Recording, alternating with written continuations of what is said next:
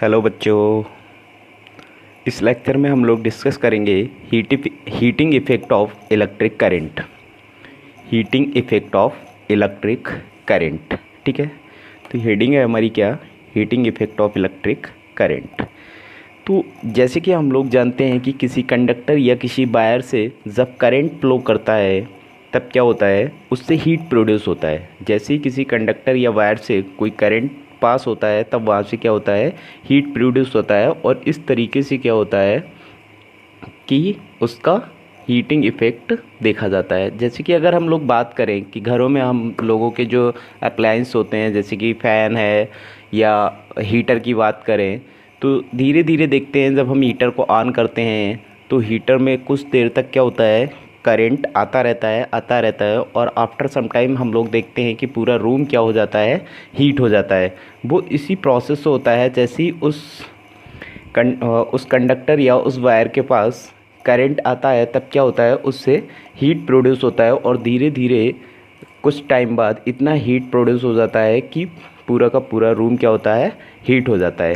तो इस तरीके से क्या होता है, जब भी किसी वायर या कंडक्टर से करंट फ्लो करेगी तब वहाँ से हीट प्रोड्यूस होगी।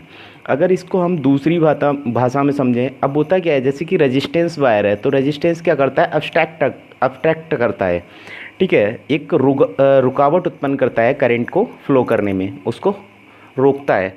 तब क्या होता है कि उसको उसके विरुद्ध क्या होता है, वर्क डन करना होता है करंट को।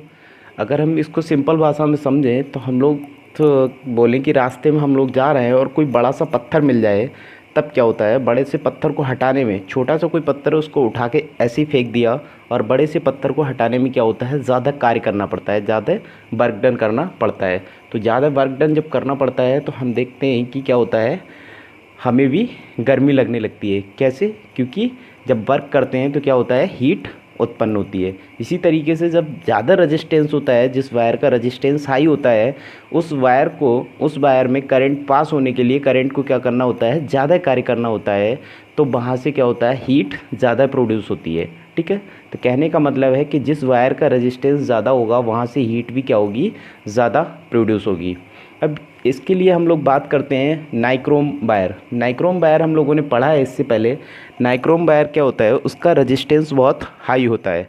तो नाइक्रोम वायर जहाँ भी होगा वहाँ पे हीट क्या होगी, ज़्यादा प्रोड्यूस होगी। क्यों, क्योंकि उसका रेजिस्टेंस बहुत ज़्यादा होता है। ठीक है, थ्योरी देख लेते हैं हम लोग इसकी। द प्रोडक्शन ऑफ हीट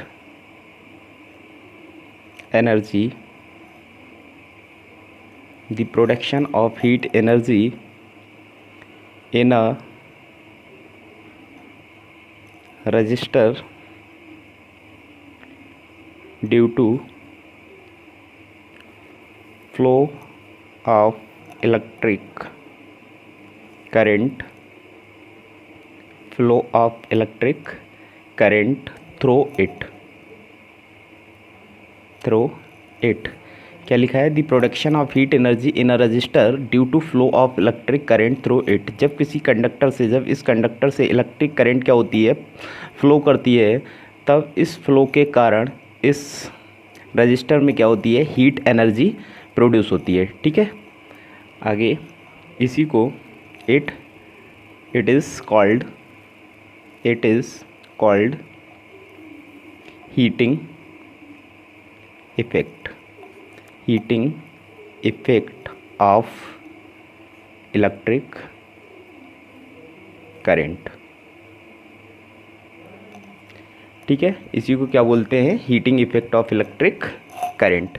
अब बात करते हैं, जैसे कि बात की थी क्या, कि जब करंट क्या होता है, किसी भी वायर से करंट पास होता है तब क्या होता है, हीट प्रोड्यूस होता है।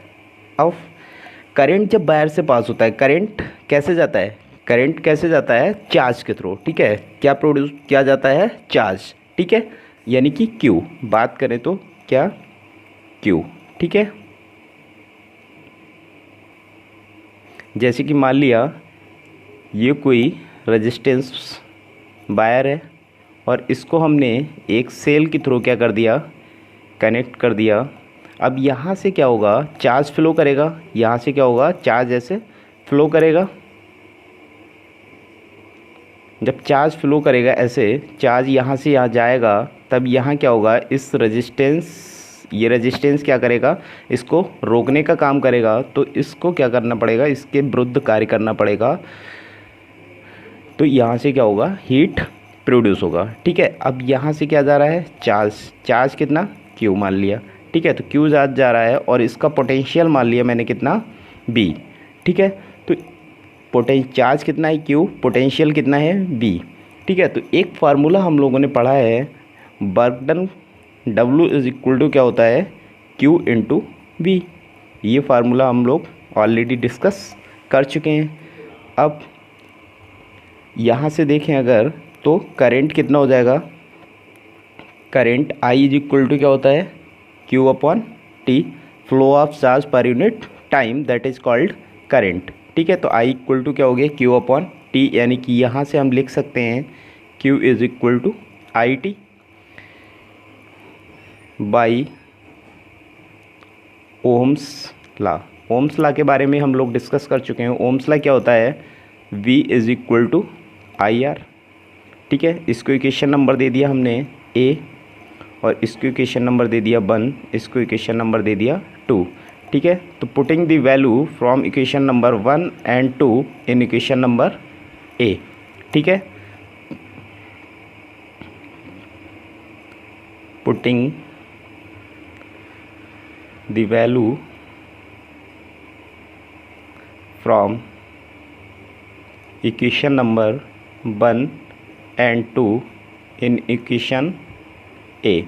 ठीक है, समीकरण 1 और 2 से समीकरण 1 A में मान रखने पर तो क्या हो जाएगा, W is equal to Q है, Q इज इक्वल टू क्या है, IT, Q is equal to क्या हो जाएगा, IT, and B is equal to IR।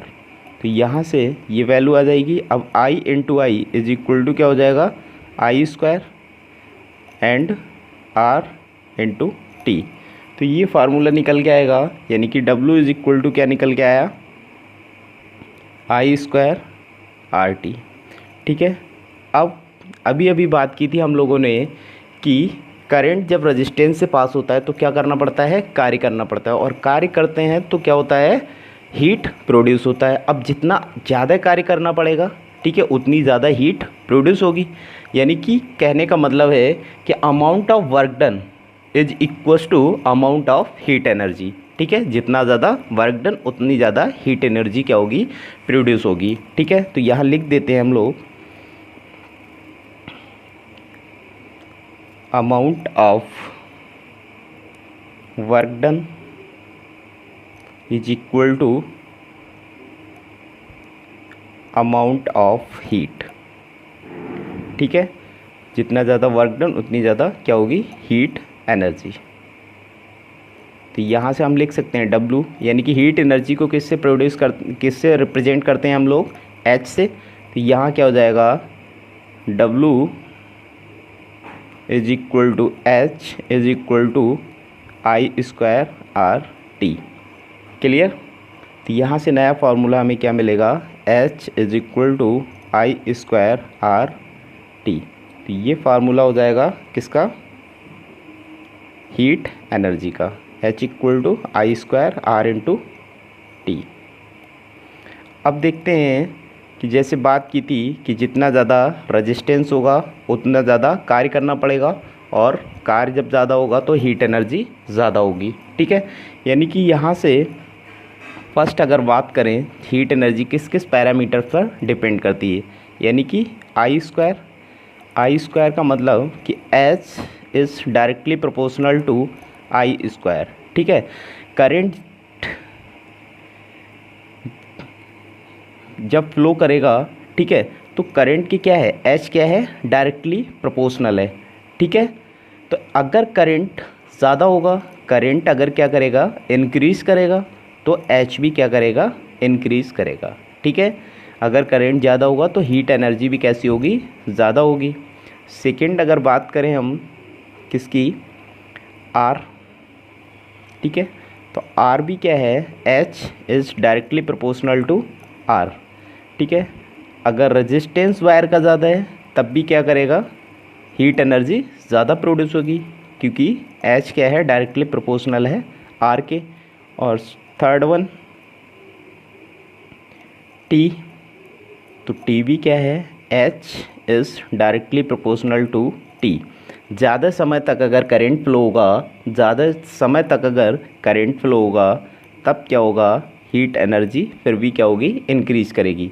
तो ये यहाँ से निकल के आता है कंक्लूज़न कि अगर करंट ज़्यादा है तो हीट एनर्जी ज़्यादा होगी, वायर का रेजिस्टेंस अगर ज़्यादा है, वायर का रेजिस्टेंस ज़्यादा होने पर भी हीट एनर्जी क्या होगी, ज़्यादा होगी। और अगर किसी कंडक्टर से करंट ज़्यादातर देर तक पास होगी तब भी हीट एनर्जी क्या होगी, इंक्रीज़ करेगी। तो इसको, ये फार्मूला हो गया किसका, हीट एनर्जी का, ठीक है। तो ये होता है heating effect of electric current.